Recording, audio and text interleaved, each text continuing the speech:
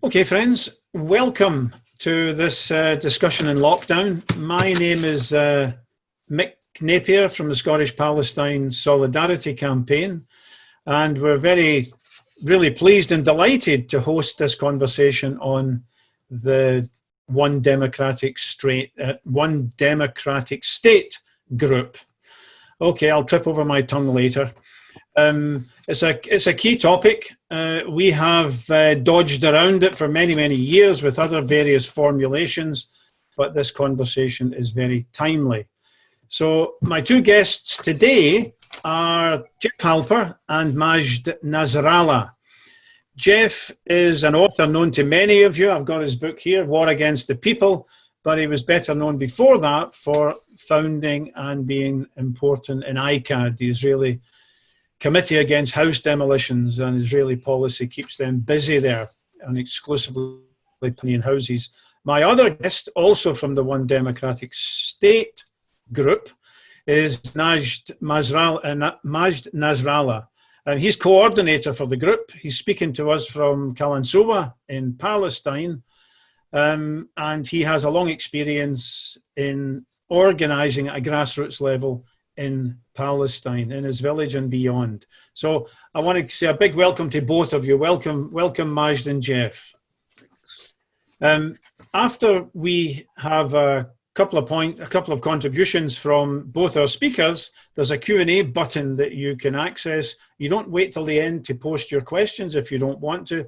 If something stimulates your critical faculties, something you agree or disagree with, then please pop your question into the Q&A panel at the bottom of your screen, and everyone will see it, and we'll try our best to get those questions to our two speakers. So you're going to speak for about 10 minutes initially each, and after that I'll have a bunch of questions to ask you, and so will others. Who wants to go first, Majd or Geoff? I think Geoff should go first. Geoff, age before something else. So let's Geoff Halper, 10 minutes, and then we'll have a bunch of questions. Yeah. All right. Well, thanks, Mick and Majd and all of you. I don't see you all, but I'm sure I know you all from my different visits to Scotland.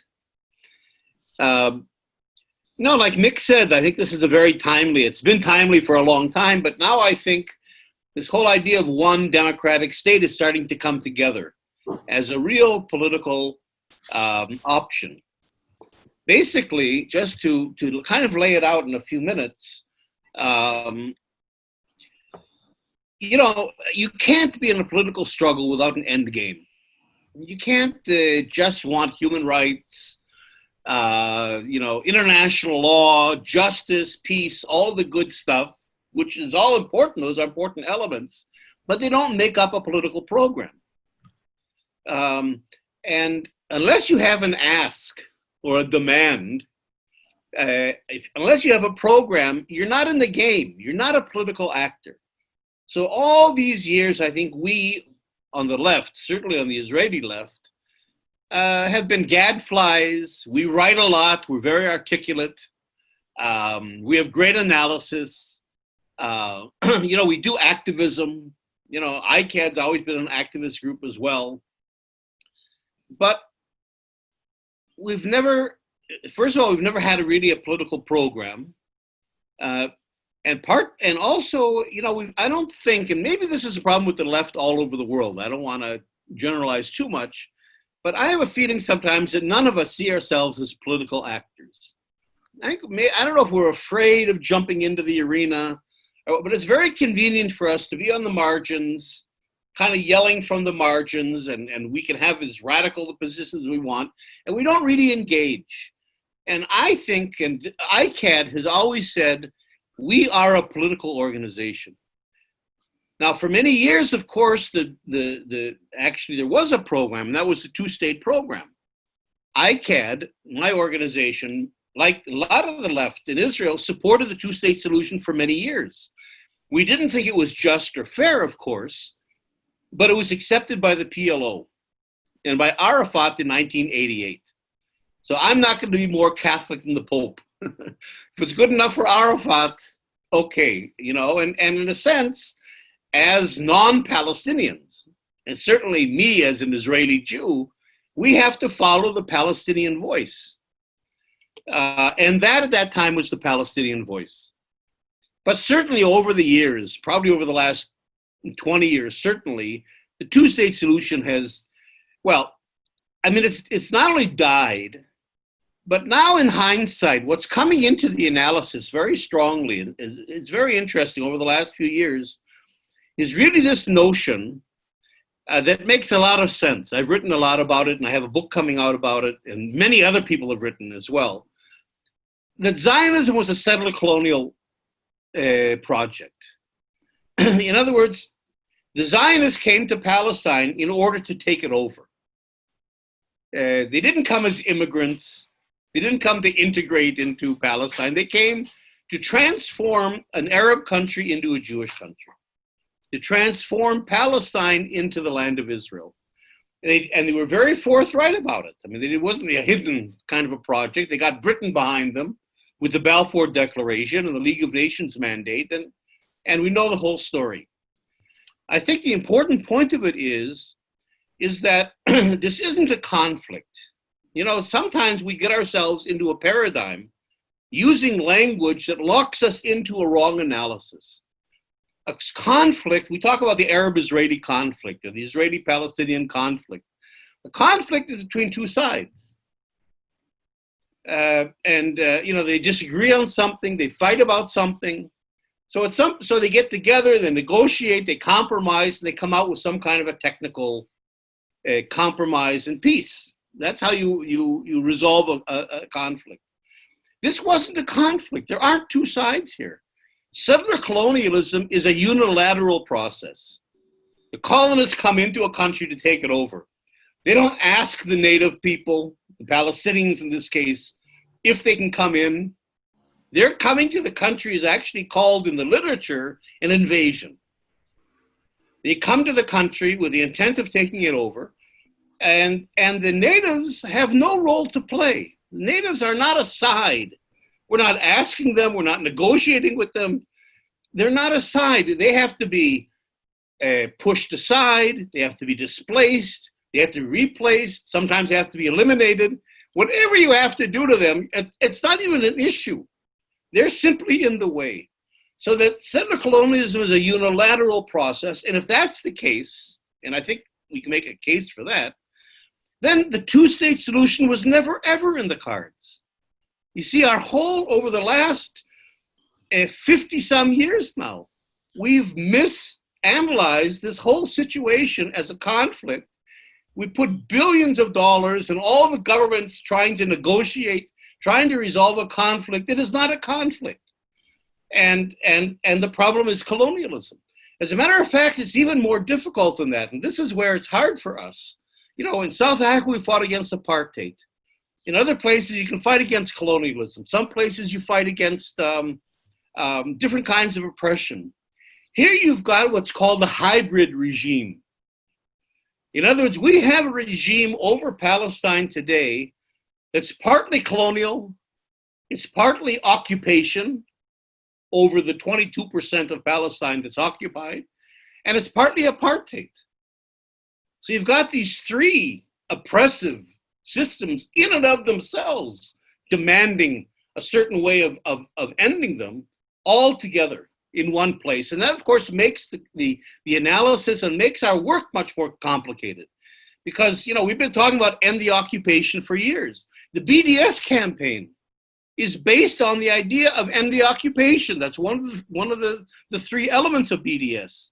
Another element of BDS is equal rights for Palestinians living in Israel.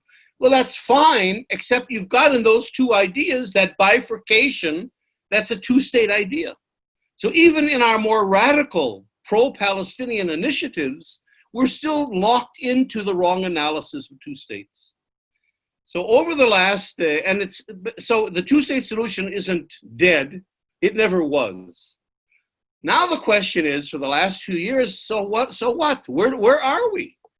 In other words, now we're floundering. We have a political issue in front of us with no end game, with no program, with no organization. You guys abroad are doing great work. You're doing BDS, which is important. We've always supported BDS. You do campaigns, you do lobbying. I've been to Scotland, many times speaking to you all. You do great work, which is important. But you're also stuck because if you go to Parliament, and talk to your member of Parliament, you have nothing to sell. You have no program to advocate for. And that's what we're trying to do. So the One Democratic State campaign that we've set up over the last 3 years or so, Majd is the coordinator of the campaign, has brought together Palestinians, some Israeli Jews as well. For example, Ilan Pappé is involved with us. But it's mainly Palestinian-led. All right, I'm finishing. One more sentence. A couple of minutes, take your time. Okay, so it's a Palestinian-led initiative for one democratic state over all of Palestine, from the Mediterranean to the Jordan River. And of course, it recognizes the fact that there already is one state. I mean, this whole argument, should there be 2 states or one, it's over. Because you have between the Mediterranean and the Jordan River one state system, Israel. And it's an apartheid system. So basically our options are very stark. You either you support an apartheid situation, which is where we're going, especially with annexation coming in July probably, or you support the idea of transforming that one state that Israel created into a democratic state for all its citizens. So we've developed over the years a 10-point political plan, and you can look it up on our website, onestatecampaign.org, and endorse it if you'd like. So I think we have a very good program. Of course, it has to be fleshed out much more. And we're just building the movement now. We're at the very beginning. We're really consolidating the base of Palestinians in particular. And the idea is to get to a point where we can step out and say, we are a voice. Last sentence. One of the problems with the PSC in Britain, they had a couple months ago a vote for 1 state or 2 states, what should be, they realize that they're lacking a political end game. They decided not to endorse anything again. And I understand the logic. The logic is we're sitting in England. You're sitting in Scotland. People are abroad. You have no right or mandate to tell the Palestinians or anybody else what the solution is. That's not your job. But that's really our job. And especially the job of the Palestinians. I also can't tell the Palestinians what to do. So to the degree that we can begin to show, if we build our base, that yes, we are a critical voice, that we have a support for our program and that we have support on the ground, then we can go to you and say, now we want you to endorse the one democratic state solution, because that is a solution supported by a significant number of Palestinians. Thank you, Geoff. That's the story. Thanks, Geoff. While you explain the 10-point program, we'll discuss the grammar of a single sentence that you were promising would be the end of your contract. Thank you very much, Geoff. Majd, would you want to supplement that, complement your views or something else on the One Democratic State group's views on how we exit from the nightmare of Zionism in Palestine? For sure. First of all, thank you for hosting this, Mick, and Scottish PSC. Thank you, Geoff, for the introduction. I hope I can supplement it in a way that's coherent and efficient. Basically, I wanted to speak in 3 different levels. The first is maybe I could clarify some of the misconceptions that regard our campaign. I can maybe tell you a little bit about how we're modeled as an organization and the strategies that we put forward for our mission, and maybe then open up the floor for questions and discussions, and our call to action basically to the audience. So basically, when we speak about the One Democratic State campaign, we receive there's a lot of people that are concerned with a lot of the details on all sides. So for the Palestinians, they think that we're calling for a united Israel. They think that we want them to be included in the Israeli reality. For Israelis, obviously, they're concerned about the Jewish character and the protection of their Jewish cultural, religious rights, and different people have different understandings of one state campaign. And I'm here to say that no, we're not we're not fighting for a few meters or a few chairs in the already existing institutions. On the contrary, the discourse and the rhetoric of our campaign is here to bring back the Palestinian cause to the square one, and it's a square that is not concerned with statehood. It's not concerned with institution building as such. Its major concern is the dismantlement of modes of oppression, the dismantlement of this colonial infrastructure that Geoff described. Its main concern is to bring apart this institution and to build on its wake something that is humane, something that is progressive, and something that is just. And as such, when we talk about the One Democratic State campaign, we're calling it, we're framing it as a liberation, as an emancipatory struggle, one that is not concerned with compromising a few meters of land, one that is not concerned with, with the geographic borders. No, one that is concerned with the dignity of the human.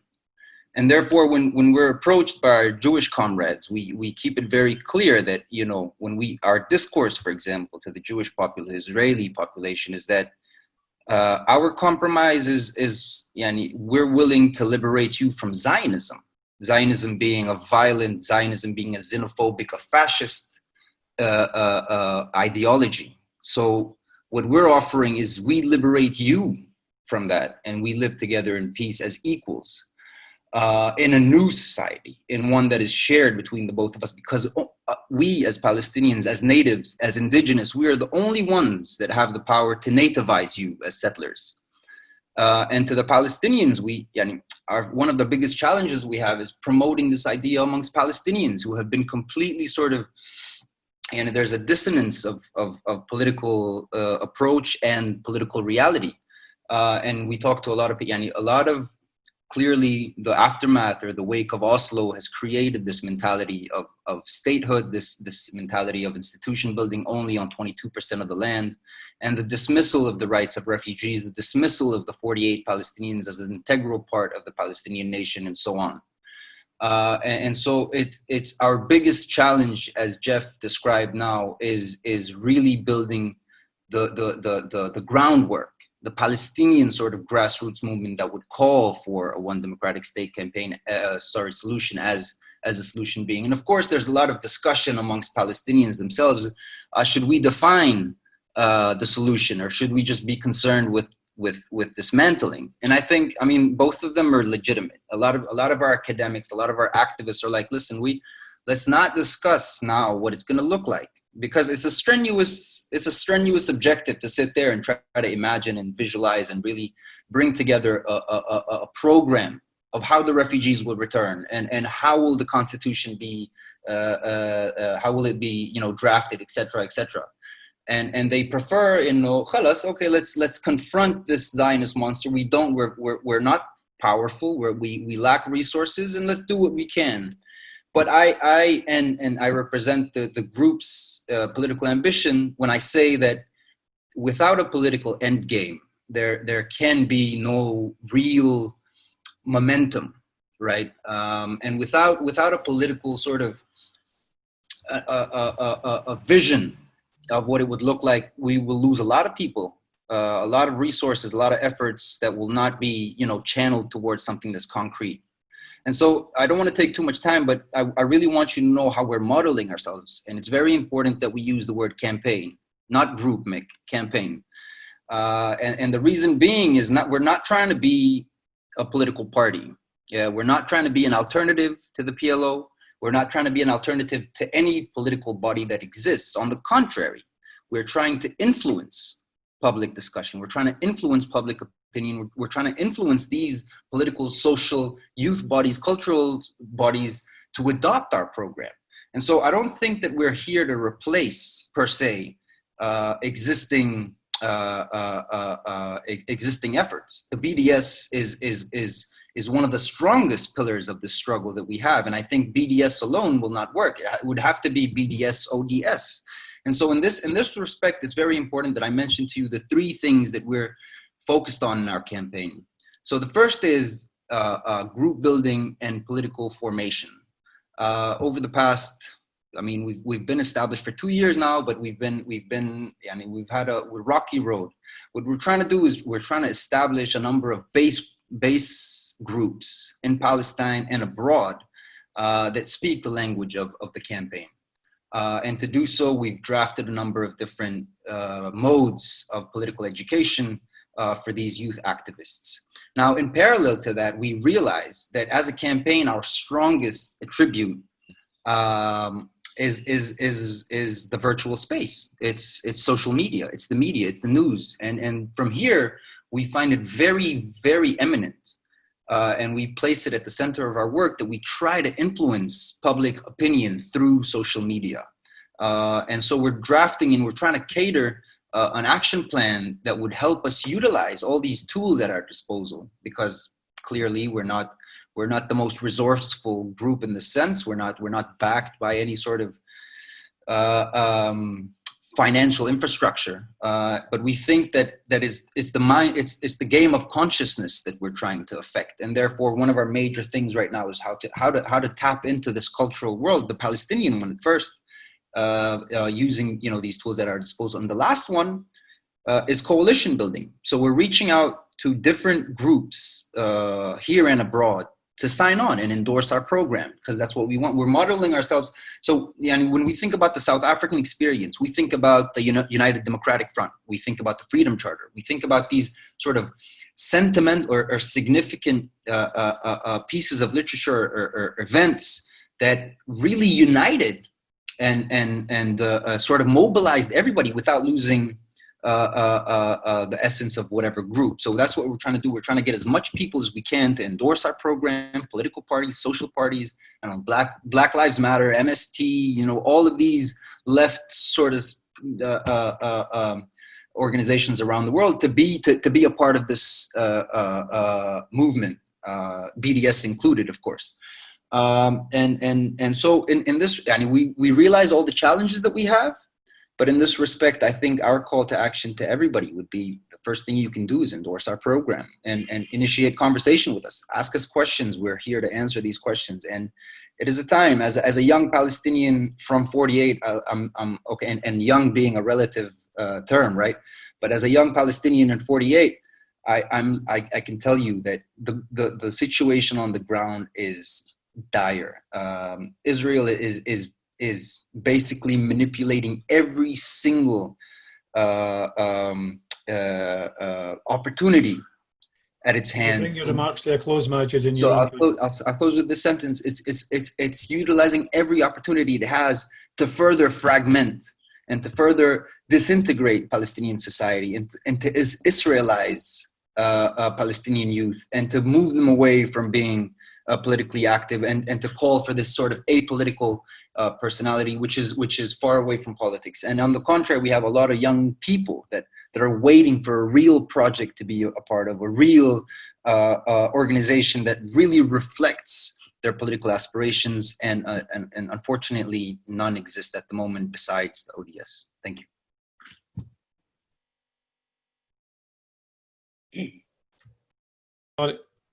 Thanks, both of you. Now, look, there's a lot of food for thought, and a bunch of questions piling up here. Can I throw a couple into the mix right away? I'm speaking to you from Scotland. Here we got the Scottish Trade Union Congress has a policy of complete boycott, not settlements, but complete boycott. The Church of Scotland developed a damning Christian Zionism and saying you can't use the Bible to do what Israel's doing.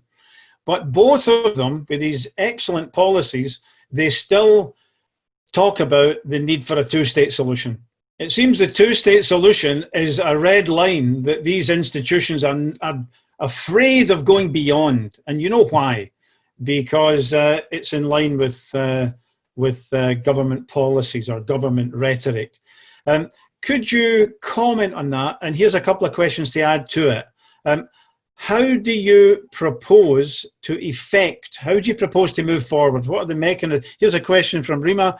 Sorry, so many questions here. What mechanisms do you think you can use to gain support for the campaign? And how will you measure success or failure in a couple of years' time?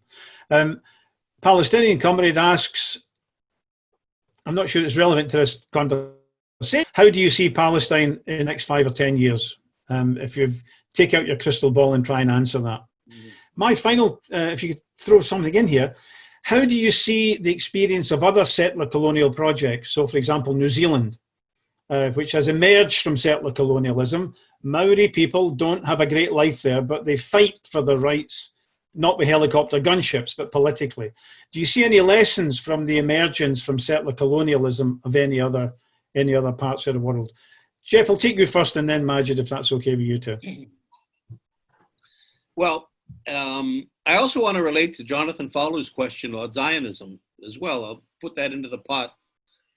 And that is that, Zionism, Zionism had two parts to it. I mean, Majid won't agree with me. I mean, everybody's coming from a different place. And that is that, when we say Zionism is a colonial movement, it was a colonial movement. It was a settler colonial movement intending to take over the country. That doesn't imply, that's one reason why the term colonial, we're going to have to find ways of in a soundbite dealing with that. It doesn't imply that Jews didn't have or don't have a connection to this country. I mean, it isn't a colonialism like the British. They got up one day and went to Kenya to get land, or the British got up and went to India. There was a genuine tie. The problem was when Zionism came, they didn't come, and there were voices like this, and come to the Palestinians or come to the Arab leadership and say, look, we're persecuted. We see this as our homeland. We want to come back. We want to revive a national identity or language, but we recognize and acknowledge that there's another people living here. Now, how can we accommodate each other? And there were some voices like that, even 100 years ago. That didn't, in other words, Zionism chose to be a settler colonial movement. And that's the problem. The only way you end a settler colonial situation is through decolonization. So decolonization is a term we have to start using. Now, there really aren't many settler colonial societies that decolonized. You decolonize in different ways. Scotland, for example, Algeria decolonized in that the colonists simply left. The settlers left. They went back to France. New Zealand, Australia, and the United States, Canada, many other countries are in situations where the settlers are such a strong majority of the country that there's not much left for the indigenous to do except to try to carve out some kind of a cultural space, take control of some of their lands, some of their resources. And, some countries do better than others. New Zealand is doing much better on that, let's say, than Canada is. But they're not going to liberate themselves in that sense. They have to accept the fact that the settler state is the state. In Palestine, it's a middle situation. And that is that we know the settlers aren't going to leave. It's like a draw, because it's a situation where the settlers are not. Israel has succeeded in establishing a society and a state that's very strong, but it hasn't succeeded in defeating the indigenous population. The indigenous Palestinian population is strong enough, both demographically but also politically, that it can resist. So in a sense, there's a draw. And in a draw, of course, Israel might have a certain advantage in that it has the support of governments, but it doesn't have the support of the people of the world. And here, so our task, I think, is very much like the ANC in South Africa. The ANC also knew that the whites in South Africa, they weren't going to leave. They were too strong to defeat. But they weren't going to be partners in ending apartheid. They knew that. There were some important white figures, but not the whole community, not the community. And so they bypassed them. And they went directly to you guys. They went to churches, they went to a civil society, they went to political organizations, universities, trade unions, and created a situation whereby between ANC pressure from below and international pressure from above, including changing their own government's policies towards South Africa, they caused the collapse of apartheid. That, I think, is what we have to do. We're not going to get to the Israelis. I mean, Jonathan has a question about, you know, in our language, our analysis, how can we possibly reach Israelis, Israeli Jews? We're not going to reach Israeli Jews. Even with the, one more sentence, even with the best language, we're not, the colonists have never, ever voluntarily given up their control. So it's going to have to be a struggle. But I think that strategy of bypassing the Israeli Jews, in a sense, mobilizing you guys and your governments eventually towards, with a very strong program, and basically imposing that on the reality. And then when you get to a situation where the Israeli Jews have no choice, like the whites in South Africa, then you begin to a kind of a dialogue. But the dialogue isn't going to begin before we have the power to make the apartheid system collapse, in my view. Thanks, Geoff. Majid, come on in and give us your views on those questions, if you'd like. So I saw a few questions about, you know, perhaps I'll leave the question of you know, relating it to other settler colonial examples to Geoff. I think he did a brilliant job explaining it. Maybe I'll focus more on the strategies and mechanisms.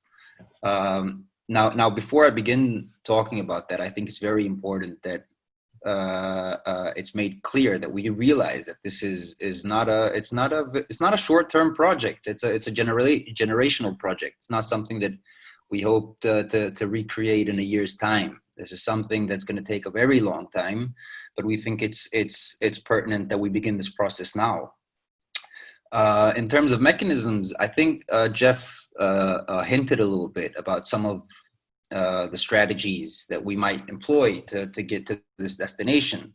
And one of them is to change public opinion on the ground and to speak to different Palestinian groups, to different Israeli groups, to different Palestinians in the diaspora and abroad, and to generate a new consciousness about the struggle, and to reframe the language that we've been using, and to refrain from using terms like conflict, like two-state solution, like ending the occupation alone. Those are not sufficient. So one of our first steps is to begin this kind of momentum, this conscious momentum on the ground, to open dialogue. So right now, when we speak to people here and abroad about the one-state solution, to a lot of people, it's a pipe dream. You know, it sounds beautiful. It's amazing. It's utopian.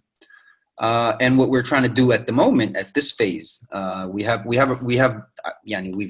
detailed a strategy plan, and for phase one, which we're in right now, it's our battle, our work is mostly changing opinion. It's influencing public opinion, and we're doing that by reaching out to student groups, by reaching out to politicians, by reaching out to influential public figures and speaking to them and hoping that they endorse the program. Now, at later stages, as Geoff said, we're not.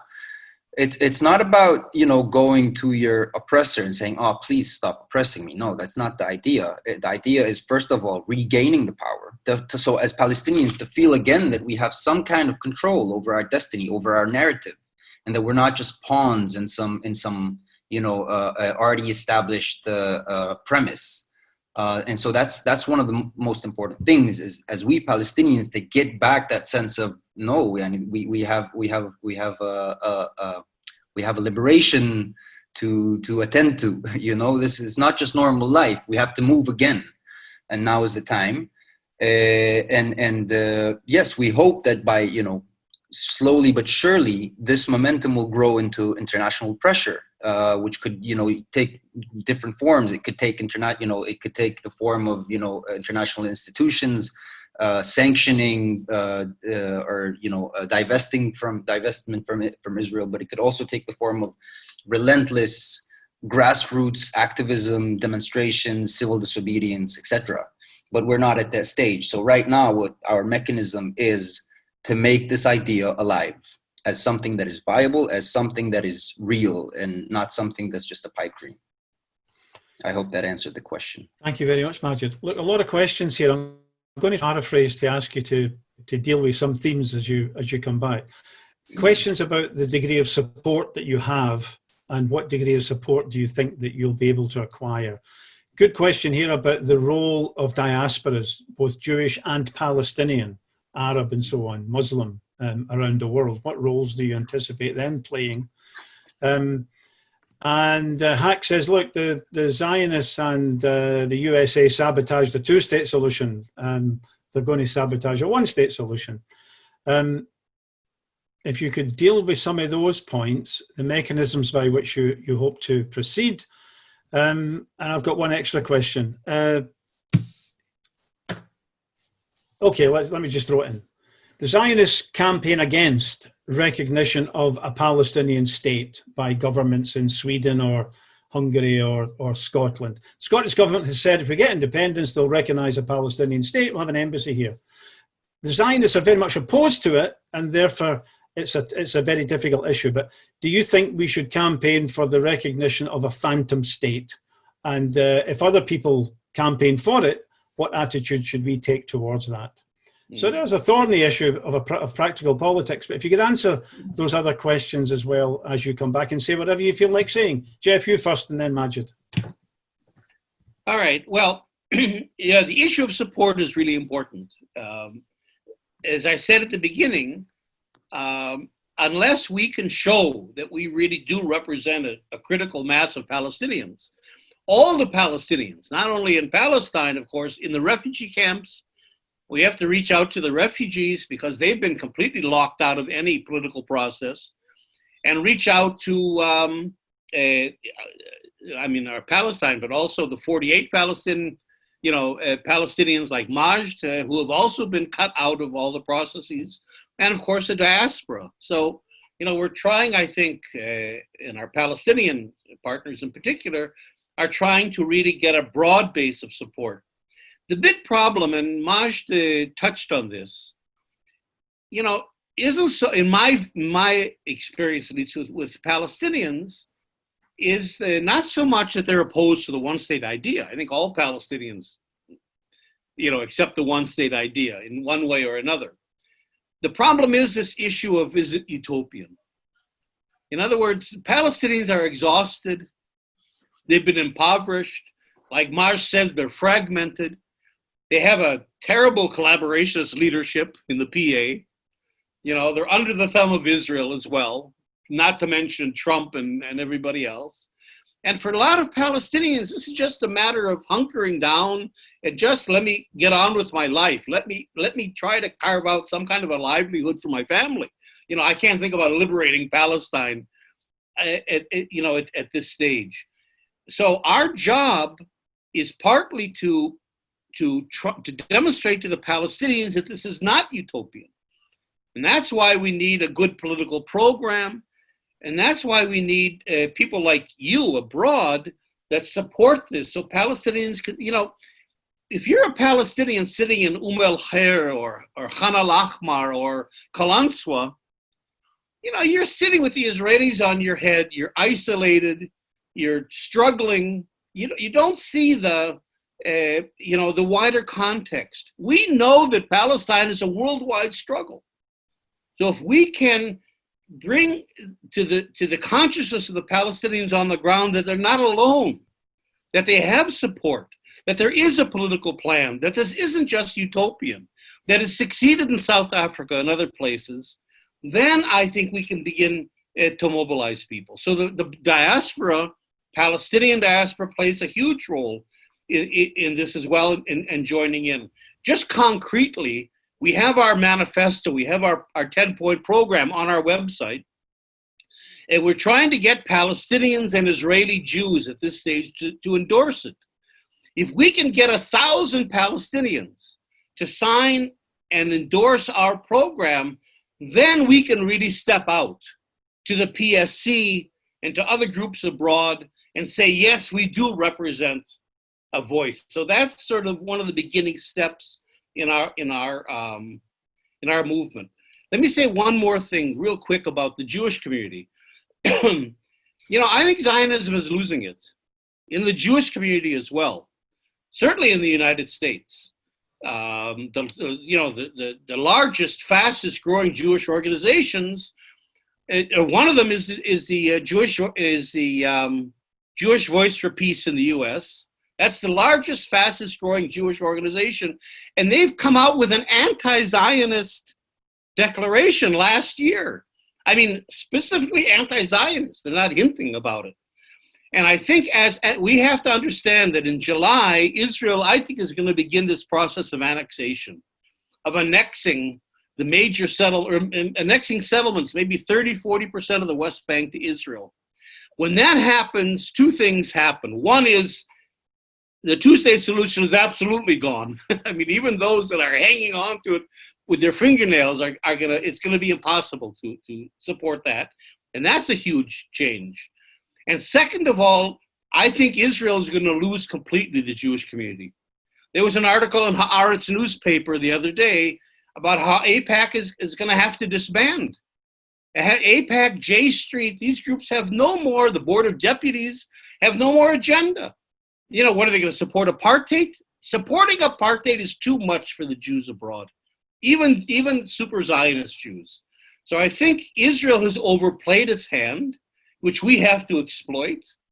And I think, again, with a good focused political plan and a campaign and a strategy, I really think the time is ripe for this initiative that is not utopian, that is really a genuine political initiative.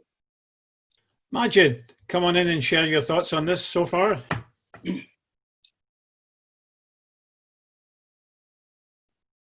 You need to unmute. Yeah, I did. So I'm just going to touch on one of the things very lightly, and I think let's also open up the floor for more questions. But yes, indeed, one of the biggest challenges that we have is making, you know, the regular folk, the average person, see that his livelihood and his integrity is not disconnected from acts of resistance and liberation, but on the contrary. So this is one of our biggest challenges is redesigning how people see this today, and it's difficult. It's not easy at all, and we're talking, and the reason being it's you know, generational trauma, generational structuring has really got people sort of zoned in on their own livelihood and their own struggle. So and Geoff mentioned three distinct places. Khan al-Ahmar, al-Hiran, and Kalansawa, right? And they share very, very synonymous sort of modes of oppression, house demolition being the primary one. Yet the movement that fights against this is not linked, it's not related, because to me in Kalansawa, I think that my struggle is for minority rights here in Israel, you know, and someone who's in al-Hiran is, you know, thinking about being an unrecognized village, and someone who's in, so we have to break out of these chains, right? And Mick, you and I were speaking very briefly before this about, these are the frameworks that Israel has established for us, so that we can continue to be controlled, even in our activism, even in our resistance. It's like Israel saying, okay, we give you that space and you can do whatever you want there, but it's not really affecting me. And so all these efforts, if they're not united, if they're not galvanized for one political program, then they're futile. I can continue to fight house demolitions in Kalansawa, I can continue fighting for new urban plans, but I'm not really creating a dent in the system, because this monster is thriving on me feeling like I'm alone. And so our first step is making the regular Palestinian citizen in Palestine, so not only in Israel, believe that this is their best option. This is what is best for their kids and for their future. Okay, guys, my problem is dealing with this tsunami of questions. So let's throw a few in. If you could give us some quick answers, yeah? Some people want to know what area you're talking about. The one democratic state, both of you mean the entire land surface of Palestine. River to sea. River to sea. River to the sea. Palestine will be free. Question to Majid. What about political formations inside 48? Are there any of them that can be a net contributor to the process? Lessons from South Africa. And one question, do you think, obviously currently is the annexation of the West Bank that Netanyahu and his so-called opposition are talking about, will that be a tipping point? Could that actually push states in Western Europe and elsewhere away from, subscribing exclusively to the two-state solution? Geoff, go on in first, and then Majid again. Let's keep that sequence, if that's okay. No, I think Maj's talking about the 48 Palestinians is important. Look, we're, like I said, I think Israel is overplaying its hand. For Israel, it doesn't really care about public opinion. It does care about public opinion in a way. It's got a huge anti-BDS campaign and so on. But Israel really cares much more about governments. And I wrote this book, War Against the People, that tries to explain why Israel gets the support of governments that it gets across the board, from China, India, Brazil, a lot of African countries that used to be very pro-Palestinian. But Geoff, can I just come in there? You're absolutely right. But before he left Britain, a previous ambassador, Ron Prosor, went to the UN. He wrote a big article in a Telegraph to say, look, things in Britain are great. We have fantastic. He compared Britain to a high-rise building. He said, in the penthouse, we have great relations with corporations and the government. He said, every other level of the building is toxic anti-Israel hatred, something like that. Yeah. He said, right. If that continues, that public opinion will pose problems for state-to-state relations. And that was his departing warning to the government. So if you would develop that as well, both of you, I would appreciate that. That's exactly the point. The point is that governments are not, there's a misconception. When we talk about let's change things or let's end the war, or we have to rely on governments because we're the people. We don't have the authority to negotiate, sign treaties. We don't have billions of dollars to buy arms with. The problem is that the leaders don't lead. They don't want to expend the political capital to genuinely. The two-state solution is doable. Even today, millions of people were moved around Europe after World War II. It's not, you got 700,000 Israelis in the West Bank. You could move them. You could do the two-state solution, but the political will is lacking in the international community because no country wants to spend the political capital. Why should I risk being not elected by the Jewish community or the evangelical community or pro-Israel? Why should I create this issue completely when it's not an issue that I really care about that much or that matters to my constituents? Why should I commit political suicide or get into a big fight with people over an issue that really isn't my issue? And so in a sense, we can't rely on governments and we can't rely on politicians. You asked why the two-state solution. Why do they keep hanging on to that? Because it's a great conflict management kind of a thing. You hang on to it because you've got both sides and you negotiate and the whole illusion can go on forever. So what we have to do is exactly that. We have the support, I believe, of the vast majority of people in the world. And this is an issue for people in the world. Most of the people in the world are living under oppression themselves, and they identify with the Palestinians. We talk about global Palestine. That Palestine isn't only Palestinians.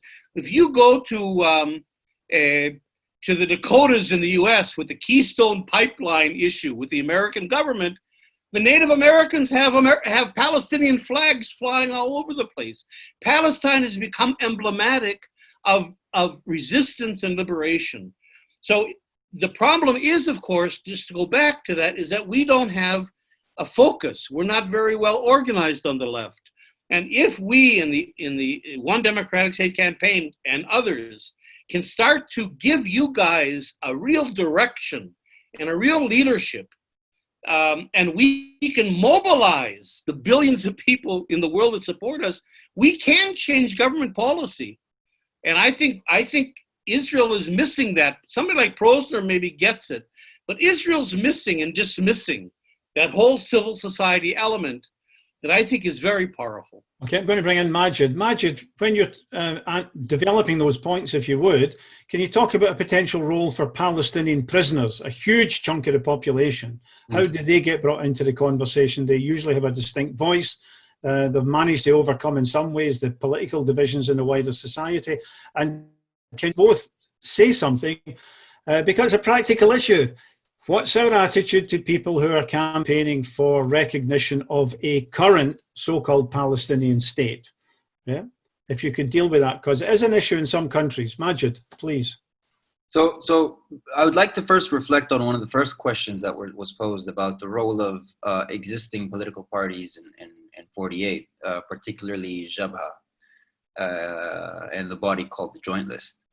And to answer very quickly, let me just say briefly that all of the existing political parties have a very, very, very low political ceiling, especially in 48. And the Palestinians here were very much excited about this prospect of unity, the Joint List, which was on the side of the parties. It was a life-saving attempt because they wouldn't be able to enter the Knesset otherwise.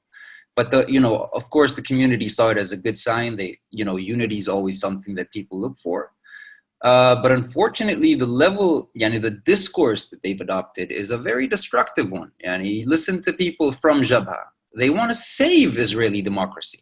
Their entire political program is catered around this idea that Israeli democracy is threatened somehow, and that we, the Arabs, third, fourth, second class Arabs, are here to save that democracy from ruins, right? From fascists like Netanyahu, as if that was only one political strain in this establishment, right?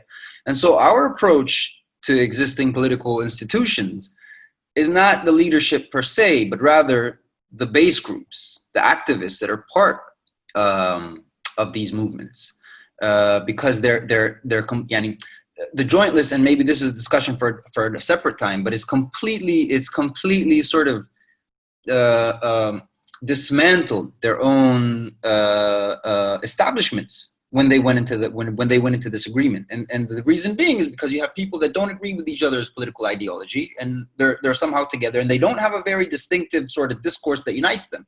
They're trying to sell us what do you call them in English? Services. They're acting as service providers. They want to pave more roads in our towns, and they want to bring higher broadbands.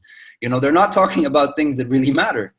And so you have a huge following of young people who have completely lost faith. So our approach is to these young people. It's the people that make up these political parties, and not the party itself. And I'll keep my comments about Jabha to myself. And to link that to the South African struggle, I think there's many things to be learned. And for someone like me, the first thing that springs to mind is Steve Biko, Black Consciousness. It's working with students. It's inspiring people who haven't yet formulated this understanding, and that they're going to become active members of society, to take a more urgent role in developing the life they want to see. And so organizing with students. But more importantly, I think the South African experience up until the late 80s, and particularly in the early 80s, was very powerful. It didn't give up any one of the tools at its disposal. So civil disobedience, strikes, demonstrations, protests, armed struggle, the anti-apartheid movement around the world, these are all things that work together, and we have to learn from the dynamic that was employed by the liberation movement in South Africa, and not single out, one of the other. They all work together. And so from South Africa, there's a lot to be learned. And I think for us 48 Palestinians, especially from the status of mixed race in South Africa, or the Indians that were allowed, to continue having their own sort of influence within the apartheid parliament until they were kicked out, basically, so there's a lot to be learned, but mostly I think unity and how we formulate our strategies, of course. So I would love to answer the other part of the question, but I think maybe Geoff has something to say about it. I'm have to insist that you answer it as well. Come on, you're not here just to say things that we all agree with. Most of us agree with it. Look, when the Scottish government, which pretends to be a little bit radical, says we'll be independent and then we'll open up a Palestinian embassy, we'll recognise a Palestinian state. Now, let me risk great unpopularity. I don't want to support anything that's sort of opposed to. That's my standpoint. But I think it's dangerous to recognise phantoms. That what is a state? Is there a Palestinian state? Is there anything to recognise? And what's your advice, Majid, to people who just want to keep quiet, or those people who want to say, look, I don't think this is the right way to go? Come on, give us some thoughts. So of course, no, but let me begin to say I wouldn't blame the Scottish government, right? Because they're not the ones that choose for us. I think we have, as Geoff described it, a traitorous, collaborationist Palestinian leadership that is paving the way for our destruction. And so I wouldn't blame Scotland or anybody else, for that matter, that would support the erection of a state on 14% of Palestine. Now, with that being said, I think if we're here sitting and we're trying to, we've been saying that Palestine is a global issue. Right. It's not only this matter between the Palestinian Arabs and these Israeli Jews, but it's something that is very, very much linked to imperialist powers, to the capitalist system, to interest and influence in the region as a whole. And so we're modeling ourselves as I'm sorry to use such a cliche word, right? But as a kind of a revolutionary alternative. And as such, I think a lot of people would shy away, but I understand that a lot of people would support, but on the other hand, a lot of people might want to keep their space, might keep their distance. But to those people, the answer is clear, Yanni. This is a human struggle. It's a struggle for justice, for equality, and there's nothing more pure than that, in my opinion. Now, and people can support in different ways. People can become a part of this in different ways. And I think, of course, and when we organize on the street, we recognize something called the triangle. Now, the first part of the triangle is people's needs, right? As a person, I have needs, and if I can meet those needs, if I can politicize those needs, and then I can organize you around those needs. So if people have the opposite need, if people have investment in Israel, right? If countries have investments, and it's going to ruin their investments, I'm not expecting them to support me, but I'm expecting someone else to support me. I'm expecting other groups to support this program. And I think just before I think it's very important that we mention this. Yes, there is a 10-point political program, and it identifies clearly sort of the different, it identifies our political ideology. And one of the last points is that we see ourselves as part and parcel of the progressive forces of the region, of the Mashriq Maghrib, of the Arab world. And we don't see ourselves as only limited to this geographic location.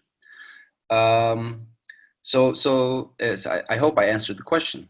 Yes, thanks very much, Majid. Go on, Geoff, add your thoughts to these issues, or do you want to wait for some fresh questions? No, actually what I'd like to do is take a minute and a little bit explain what our program is. We've been kind of talking around it, and we haven't really, I'm not going to go through all 10 points, but just basically what we're talking about, I think our vision in the program is a constitutional democracy between the river and the sea over the entire country.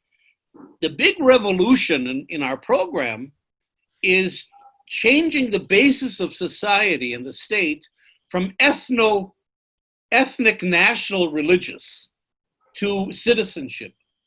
In other words, today, who you are, what your religion is, what your national group, ethnic group is, or what, that determines everything. Who you can marry and where you can live and if you can get a job and citizenship. Get away from all of that and simply have one democratic state, one citizenship. Everybody has equality of citizenship, one parliament, one vote, no binationalism. This is completely a normal democratic state of citizens. Secondly, the right of return, of course. I mean, all Palestinians have, refugees and their descendants have the right to come back. That's very important. And it makes sense. You see, once you get into a citizenship type thing, it makes sense because, okay, refugees have the right of return. That's clear. But it's more than a right of return. Refugees are our citizens. Just because you're driven out of your country or you flee your country in a war doesn't mean you lose your civil identity. You know, you don't lose being Scottish because maybe in a war you flee to Ireland or something. So these people are still our citizens. And the idea is we want an ingathering, a homecoming of all our citizens to come back to the country. So it really makes sense, not just from a formal rights point of view, but from a citizenship point of view. And what that does basically is, you know, and then we talk about decolonization. So decolonization means dismantling all the colonial structures of control and domination. Everything that gives privilege to particular groups, dismantle that whole system, and then reconstruct a new system that's really based on equal citizenship and democracy. And in that system, if you get to decolonization, what that will do, and this I think is the real visionary part of our plan, is that, and Majd has touched on it, it allows a new civil society to emerge, a shared civil society. Because it's not binational. In other words, we do allow, obviously, and we write it in there, for collective identities. We're not, this isn't Nebraska. There are national identities and ethnic identities here and religious identities. So this will be a pluralistic country. We will protect those identities and those associations. But the idea really is that over time, a new civil society will emerge. And interestingly enough, with that new civil society will merge the name of the country. Because we don't have a name today for the country because there is no overarching name today in a sense. And so the idea of the new, in a way, we're always concerned about young people forgetting what happened in history. That's why we have museums. When I was in South Africa a few years ago, there's a whole campaign of old apartheid activists trying to teach the young generation about apartheid. They forgot what Soweto was and passbook laws and Steve Biko. They forgot, which in some ways is also good. Because what it means is the young generation can begin to move ahead, move on faster than we expect. So I think, first of all, I want to not disagree with Majd, but I don't want this to be a generational struggle. I want this to end next year. And I think if we really organize, it's not going to take a year, but I think we can get a shorter timeline in terms of getting this one state up and going. And once we get it up and going, I think within a half a generation, we're going to have a functioning society with a good economy, and the people are going to start all of a sudden discovering each other and coming together. And the good news is, I think that a lot of the hatreds, I think, look, I'll say this, I'll end on this. It's kind of, I don't know if it's true or not. I'm just throwing this out. People talk about how we hate each other. I don't think there is that hatred. I think personally that the Scots and the Irish hate the English more than Palestinians and Israelis hate each other. I don't think Israelis hate Palestinians. I think they don't give a shit about Palestinians. But the other way around, I think also works. I don't think Palestinians hate Israelis. I think they're they're angry and they're outraged and everything else, but they could live with Israelis. I think Germans hate Poles. There's a hatred there because there's a history. We don't have a history. It's still not. I think Netanyahu is trying to create that hatred, and that's his way of preventing. Can I bring in both you and Majid to this then? Right. All settler colonialism generates intense racism. USA, Australia, and so on. Now, Kimberly asks, how can you possibly think positively going forward given the intense levels of racism, which isn't the same as interpersonal hatred, but intense levels of racism in Israel? Now, Germans and British people used to murder each other, slaughter each other by the million, and now we don't. We just fight over towels on the beach sometimes. That kind of hatred can be parked in a generation. How optimistic would you be, given the existing levels of racism in Israeli society, how optimistic would you be about a change in society being able to allow that to melt away, the old to die and the young to live in a healthy way? Majid, come on in. Majid. So you want to rephrase that for me? Yeah. I was reading all the comments and yeah, I know it's very difficult actually. There's just far too many. I apologize in advance, and we'll try and get answers to all the questions over the next period. No, Kimberly asks, given the levels of racism, intense racism in Israel, where's the source of optimism? And I was just trying to say that Europe is the most blood-soaked continent in the world, but we seem to have got beyond that in a generation or even less after 45. Where's the basis of your optimism for privileged Jews and colonized Palestinians, the structures go, be able to live together in a healthy way? Majid, So I'll answer on a technicality. Let's look at how this hatred, or this not hatred, but these racist sort of foundations were established. They were established via school and via the military, which is the melting pot of Israeli society, right? And so from this very same place, my direct answer would be, yes, yani when we talk about a shared civil society, we're talking about constructing new ways in which we could approach and reformulate these ideas. Now, of course, yani even in South Africa, even everywhere around the world, there's gonna remain racist sentiment. That's horrible. It's something that's horribly disgusting, but it's going to be there. We're not banking on these figures, these racist figures. No, we're banking on reaching out to people with a level-minded understanding of life. And in this new state, right, in this new reality, we would have school systems and we would have a certain curricula that fosters a new society, a society in which everybody's equal, everybody is everybody is the same. And so, of course, I think the restructuring the educational establishment is very pertinent for this respect. But of course, there's also many other ways in which you could ensure that. Today, it's true. It's very, very true. It's like a two-tiered conversation. I have many Jewish friends. Many. All right. I live in Israel. I speak Hebrew. And on the human level, there's nothing. You can't even tell there's any. The people you don't like, not because of their race. And so on the human level, I don't think that's a problem. And the only reason why these racist sentiments are kept alive is because the system wants them to keep. The system wants to keep them alive. I'm sure people change, and they change quicker than you think they do.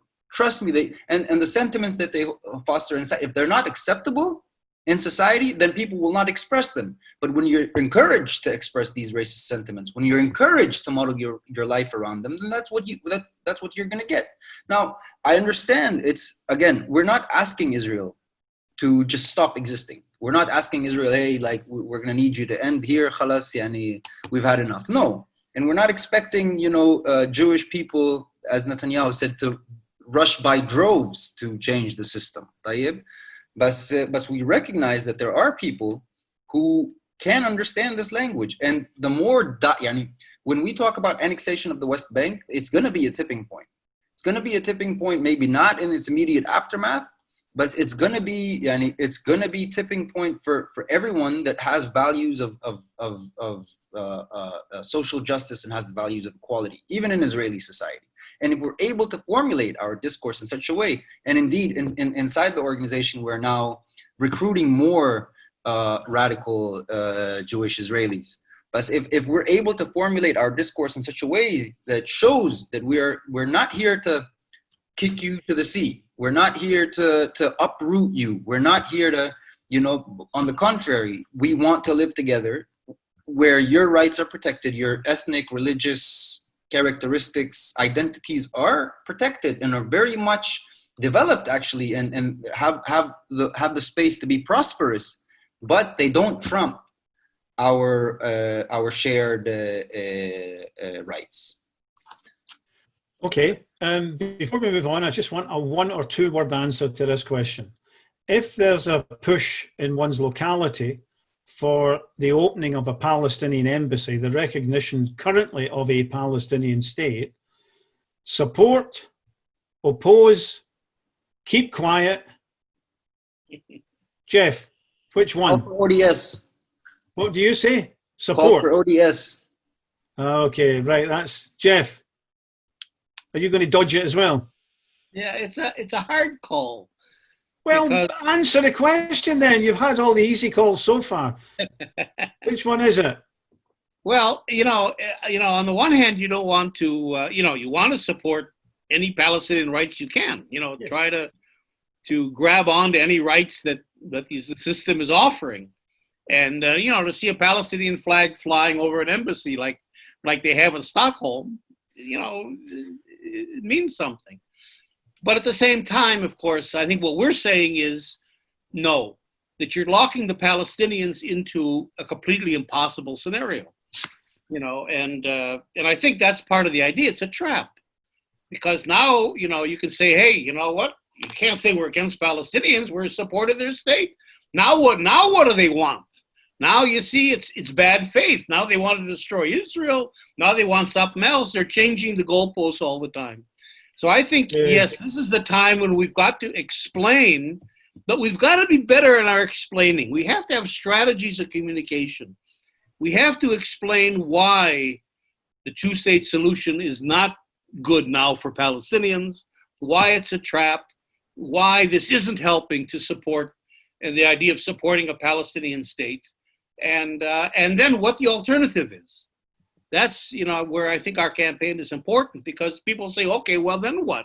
Well, we have an answer to that. Okay, I want you to just I'm going to fire a couple of questions. I want you to try and answer the questions and then make some concluding remarks and make the points that you would like to underline, if that's possible.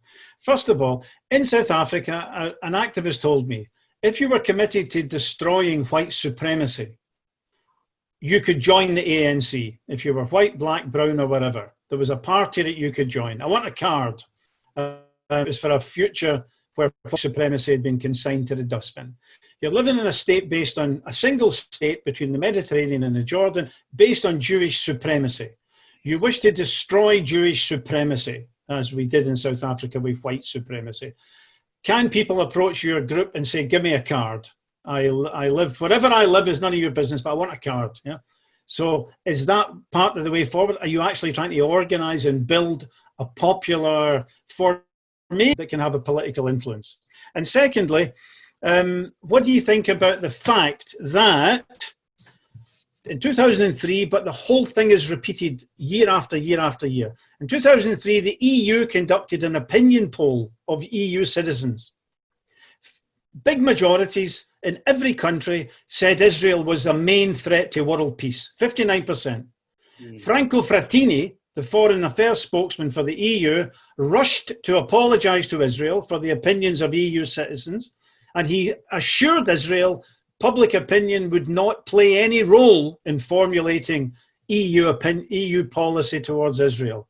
Does that give you grounds for optimism? If you can cover that in your concluding remarks, how about 6 or 7 minutes each, comrades? Geoff, and then I'll give Majid the last word. Okay, well, no, our movement certainly is open to everyone. In South Africa, the term was multiracial. This isn't a racial issue here, fortunately, but we're open to everyone, and we're reaching out to everyone. We So don't can expect viewers join? Well, we're not a joining organization yet. I mean, we have a website, One State Campaign. Certainly, you can endorse our program, and then we'll have your name and your email. I'll let actually Majd deal with that more, because Majd is really the coordinator. He's the one that's going to do follow-up. He has to deal with with membership and all those kinds of things. So maybe I'll leave that to him. So let me just say in my concluding remarks that I think the time has come for this kind of an initiative. I think we're one of the positive things here is that everybody's starting to get it now, and with annexation, I think that's going to be a huge thing, and all of a sudden the light's going to come on. Now, again, we can't expect too much from governments. The EU or the British government or any government, obviously, they're going to be the last ones to fall into place. But our job then is again to mobilize you guys with a very strong plan and a direction and so on and a strategy. And part of that strategy is to change your government's policies towards Palestine and towards Israel. I think just one more sentence, and that is that what Majd said, I think I want to just put in a word, we're not talking about the destruction of Israel. I mean, this isn't an anti, when we were supporting the boycott movement in South Africa, we were against the apartheid regime. We weren't against South Africans per se. When apartheid ended, South Africa was welcome to rejoin the community of nations. We're talking, I think, language of transformation. And that is that we want to transform this country into a democracy. Israel has to become a part of that. There won't be an Israel anymore, that's true. But you can have an Israeli identity, like we're saying. You can have whatever identity you want, whatever narrative you want, as long as you're living within a multicultural democratic framework. We're not going to dictate what you have, who you are, and what you think. There's a transformation to something more inclusive, more just, but it's not directed against anybody, and we're not threatening anyone, and certainly nobody's going to be driven out of the country. So I think that there's a logic to, the settler colonial analysis has a logic to it, and the logic follows through into the decolonization process. And then, of course, what you want to get to is a post-colonial situation. And here I just want to go back to one more thing that Majd said that's very important, and that is, in the end, the very end, when we've decolonized, we've gotten this one democratic state with a shared civil society together, the Palestinians then and Israelis will have to acknowledge the crimes that they committed, during the colonial period. I mean, that's a part of the whole thing as well. And once that happens, the Palestinians, as the indigenous population, will then be able to say to the Israeli Jews, okay, it's over. We've ended settler colonialism. We've gotten to a place where we're all living equally in this country. We all have our identities. We have our rights. We're building a country together. No one is privileged. And now is the time to move on. And in a sense, the Palestinians can, like John Majd says, nativize or indigenize Israeli Jews. So in the very end of this process, in fact, it does liberate Israeli Jews. Because the only way and let me put it in a Zionist way, in a certain ironic way, the whole point of Zionism in some ways was to come back home to the East. The East was the hearth of Jewish civilization and so on. Well, you're not going to do that militarily, colonially, fighting everybody. So in a sense, what we're offering, what the Palestinians are offering Israeli Jews is genuine security, genuine peace, genuine belonging to this area on condition that they decolonize. And I think that that logic of ours from the beginning of colonism through decolonization is very powerful. Thanks, Geoff. Majid, the final word is yours, apart from a few announcements at the end. So three final words. The first one is, okay, yes, it does very much sound like a utopia. If this was something that was easy, it would have not been 72 years of colonialism, even more. But let me just say, in the 1960s, neoliberal policy was also not something that was considered. It was a bunch of economists sitting in Switzerland formulating what neoliberal global policy would look like, and then boom, 10 years later, it's something that affects the wide world economic system. So yes, but the only thing here is that we're committed. We're committed to get our hands dirty. We're committed to really doing the work on the ground. We're committed to this idea. This is our life. So we're very much committed to it. So the second thing I'd like to say is maybe I'll give you like a sneak peek of our internal organizational sort of status. As I said before, we do lack a lot of resources. Resources being not only financial, but also different talents, different capacities, and so on. So the way we've decided to move forward was to establish ourselves in 4 separate committees, which Palestinians, Israelis alike, from Palestine, from diaspora, from abroad, people that are interested could become a part of. We're currently formulating the action plan for each committee, the first being the thought/strategy committee, the second being the media committee, the third being the fundraising committee, and the fourth being the youth committee. Now I can share in more detail with people who are interested what this implies for on our work. But our call to action, besides clearly endorsing our program, signing up your name, sending it to people you know, besides you contacting us and asking us some more questions, I told Mick that we are ready to, put us in a corner, ask us the difficult questions. This is not an easy walk in the park for us. But more importantly, yes, if you think that you can contribute either with the resources that you have or with a certain talent that you'd like to contribute to us, well, yes, there is a card that you can hold. Contact me, contact@onestatecampaign.org. I can write that down. Please visit our website. We do need a lot of efforts. Currently, it's just a number of us who are volunteering doing this. We have a grant. We're visualizing some kind of research platform, like a place where me and Geoff could actually sit and work on this campaign. We're currently doing this on our own time and on our own efforts. So yes, we do need a lot of support, and it's not all of it is financial. And I will end with, yeah, it's happening. We're doing this, and it's going to be a reality, and it's not going to be easy. And I'd like to share with you the next activity that we're planning. So basically, our 10-point political program will be divided to 10 sessions. And every week, we will have one session dedicated to each point, in which we flush out the logic of each point. We'll have experts discussing it. How are refugees going to return? How are they going to be integrated into this new society? How are we going to establish a new constitution? All these very, very relevant questions will be answered with each point in each session individually.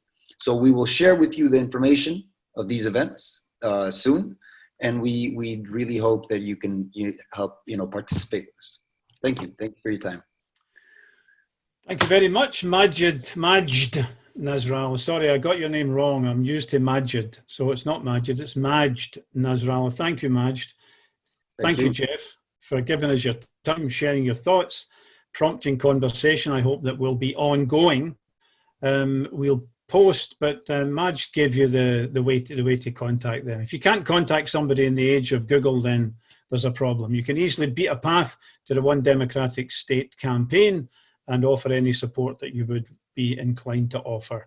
A couple of announcements, friends. On the 6th, well, not far from where our com's sitting, In Palestine, a family is going to be thrown out onto the street. The Jewish National Fund, patron in Britain, Tony Blair, in Palestine, Israel throws Palestinians out onto the street to have their homes taken over by settlers.